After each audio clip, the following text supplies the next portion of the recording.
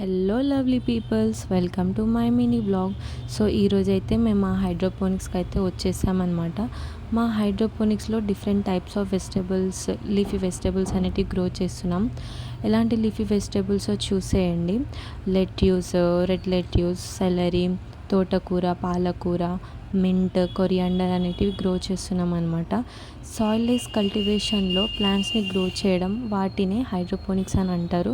మేము ఇక్కడ సాయిల్ కాకుండా గ్రోయింగ్ మీడియా లాగా క్లే పెబుల్స్ అనేటివి యూస్ చేస్తున్నాం అనమాట. ఇది ఏరియేషన్కి హెల్ప్ చేస్తుంది, రూట్స్కి. ఇంకా మేము మింట్ కూడా గ్రో చేస్తున్నాము. మింట్ కూడా చూడండి ఎంత గుబురు గుబురుగా వచ్చాయో. లాస్ట్ మంతే మేము హార్వెస్ట్ చేసాము. ఈ మంత్ వరకు చాలా గుబురు గుబురుగా వచ్చేసాయి. ఇంకా లాస్ట్ మంత్ మేము తోటకూర కూడా 2 కట్టింగ్స్ అయితే చేసేసాము.